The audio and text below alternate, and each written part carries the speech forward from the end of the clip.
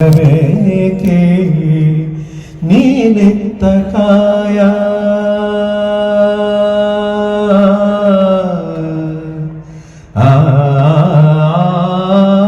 ನೀನೆತ್ತ ಕಾಯ ನಿನ್ನ ಕೈಲೆ ಮಾಯ ಆಗೋದು ಹೋಗೋದು ನಾ ಕಾಣೆನೆ ನೀಡು ಶಿವ ನೀಡದಿರೋ ಶಿವ ಬಾಗುವುದು ನನ್ನ ಕಾಯ ನಾನೇಕೆ ಅಂಜಲಿ ನೀ ನನ್ನ ಅಂಬಲಿ ನೀಡು ಶಿವ ನೀಡದಿರೋ ಶಿವ ಬಾಗುವುದು ನನ್ನ ಕಾಯ ಬಾಗುವುದು ನನ್ನ ಕಾಯ ಬಾಗುವುದು ನನ್ನ ಕಾಯ. ಮತ್ತೊಮ್ಮೆ ಇವತ್ತು ಇಲ್ಲಿ ಬರುವಂತ ಅವಕಾಶ ಮಾಡಿಕೊಟ್ಟಿದ್ದಕ್ಕೆ, ನಿಮ್ಮನ್ನೆಲ್ಲ ನೋಡುವಂತ ಅವಕಾಶ ಮಾಡಿಕೊಟ್ಟಿದ್ದಕ್ಕೆ, ಶ್ರೀಗಳ ಜಯಂತ್ಯೋತ್ಸವದ ಒಂದು ಭಾಗಿಯಾಗೋದಕ್ಕೆ ನನಗೆ ಅವಕಾಶ ಕೊಟ್ಟಿದ್ದಕ್ಕೆ ಎಲ್ಲರಿಗೂ ನಾನು ಚಿರಋಣಿ.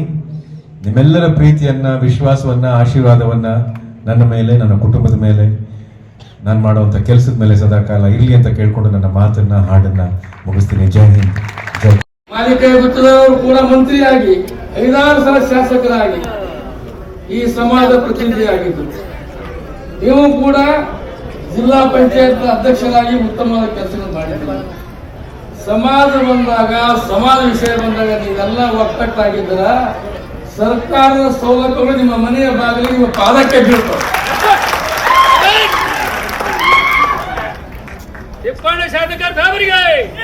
ಅದು ಅರ್ಥ ಮಾಡಿದ್ರೆ 100 ಅರ್ಥ ಇರ್ತಾವ. ನಿತಿನ್ ಸಣ್ಣ ವಿದ್ಯೆ, ಬಹಳ ಭವಿಷ್ಯದ, ಬಹಳ ವಯಸ್ಸದ ಸಣ್ಣ ಹುಡುಗದೀವಿ.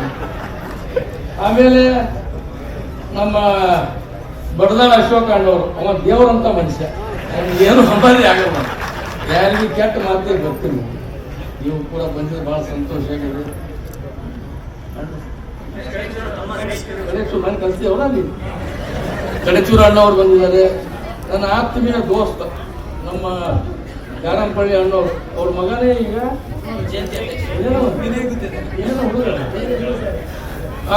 ಅವ್ರಿಗೆ ಅಧ್ಯಕ್ಷ ಮಾಡಿದ್ದಾರೆ. ನಮ್ಮ ರಾಜೇಶ್ ಗುತ್ತಿದ ಆಶೀರ್ವಾದ ಮಾಡೋಕ್ಕಾಗಲ್ಲ, ಅವರೆಲ್ಲರೂ ಒಕ್ಕಟ್ಟಾಗಿ ಮಾಡಿದ್ರು.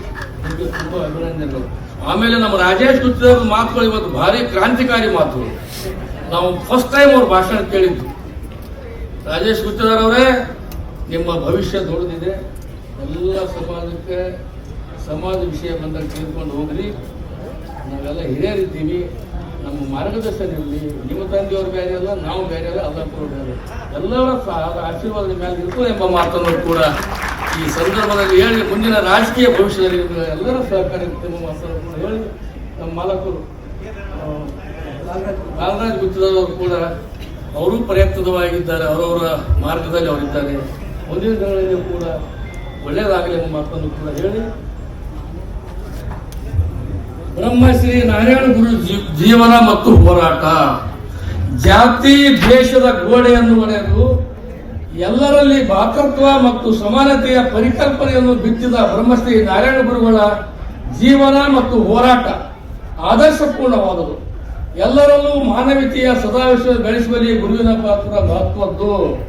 1856ರಲ್ಲಿ ತಿರುವನಂತಪುರದ ಚಂಬಲಾಂತಿ ಎಂಬ ಹಳ್ಳಿಯಲ್ಲಿ ಕೆಲವರ್ಗದ ಮಧ್ಯಮ ಕುಟುಂಬದ ಈಳವ ಜಾತಿಯಲ್ಲಿ ವೈಎಲ್ ವರಂ ಮನೆಯಲ್ಲಿ ಮಾದನ್, ಆಶನ್ ಮತ್ತು ಪುಟ್ಟಿಯನ್ನು ಎಂಬ ದಂಪತಿಗಳು 4ನೇ ಮಗನಾಗಿ ಜನಿಸಿದರು.